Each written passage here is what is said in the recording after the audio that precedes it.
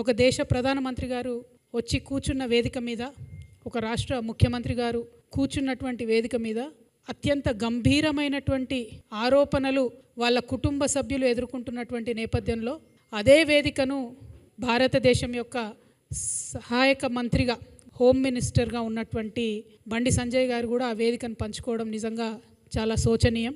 ఎందుకంటే వారి కుటుంబ సభ్యులు అత్యంత గంభీరమైనటువంటి ఆరోపణలు ఎదుర్కొంటున్నటువంటి తరుణంలో ఆ వేదికను వారంతట వారే పంచుకోకుండా ఉంటే బాగుండేది, మర్యాదగా ఉండేది. ఎందుకంటే వాళ్ళ సమాజంలో ఒక మెసేజ్ ఏమొచ్చిందంటే, ఇటువంటి రాజకీయ కుటుంబాలలో ఉన్నటువంటి వారి పిల్లలు ఏ తప్పు చేసినా సరే పోలీసులు మరి సరైనటువంటి చర్యలు తీసుకోలేని పరిస్థితి ఉంటుంది అనేటటువంటి ఒక మెసేజ్ వారు ఆ వేదికను పంచుకోవడం ద్వారా పోయింది. అందుకనే నేను రాష్ట్ర ప్రభుత్వాన్ని చేస్తున్నటువంటి డిమాండ్ ఏంటంటే, బండి సంజయ్ గారి కుమారుడు ఎదుర్కొంటున్నటువంటి ఆరోపణలో భారతీయ జనతా పార్టీకి ఒక అలవాటు ఉన్నది. ఇట్లాంటి నేరారోపణలు ఎదుర్కొంటున్న వాళ్ళని వాళ్ళు దేశం దాటిస్తారు మొదలు. సో బండి సంజయ్ గారి కుమారుడు ఈ దేశం వదిలి వెళ్ళిపోకుండా ఉండడానికి తక్షణమే మన తెలంగాణ పోలీస్ అధికారులు లుకౌట్ నోటీస్ లాంటిది ఇవ్వాలి. అన్ని ఎయిర్పోర్ట్స్లో కూడా వారిని మరి కట్టడి చేసే విధంగా ప్రయత్నం చేయాలి.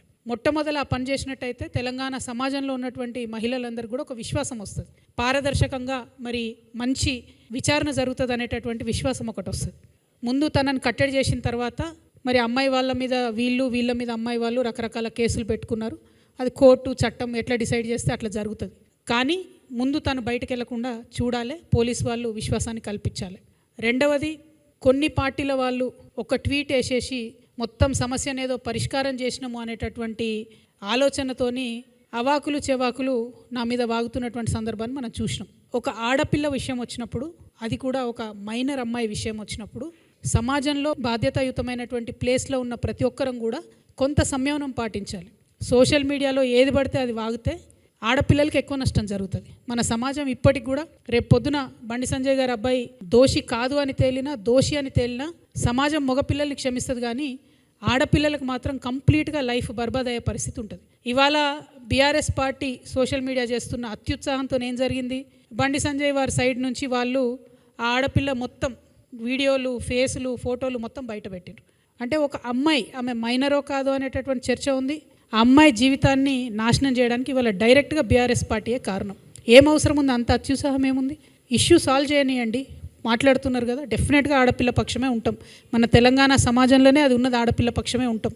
కానీ ఇవాళ ఆడపిల్ల జీవితం నాశనం అవడానికి కారణం ఎవరు? ఎందుకు అమ్మాయి ఫోటోలు బయటికి రావాలి, అమ్మాయి వీడియోలు బయటికి రావాలి? నేను పోలీస్ శాఖ వారిని కోరుతా ఉన్నాను, ఎవరెవరైతే ఆ అమ్మాయి ఫోటోలు, వీడియోలు పోస్ట్ చేసిండ్రో ఆ సోషల్ మీడియా అకౌంట్స్ బ్లాక్ చేయండి, వారిని ఖచ్చితంగా అరెస్ట్ చేయండి. ఒక ఆడపిల్ల జీవితాన్ని నాశనం చేసేటట్టుగా పోస్టులు పెట్టి, వీడియోలు పెట్టి, వాళ్ళ ఫ్రెండ్స్తో ఉన్నప్పటికీ ఫోటోలు అన్నీ బయట పెట్టినటువంటి అకౌంట్స్ని బ్లాక్ చేయాలి. ఖచ్చితంగా వాళ్ళని అరెస్ట్ చేయాలని చెప్పి నేను డిమాండ్ చేస్తూ ఉన్నాను.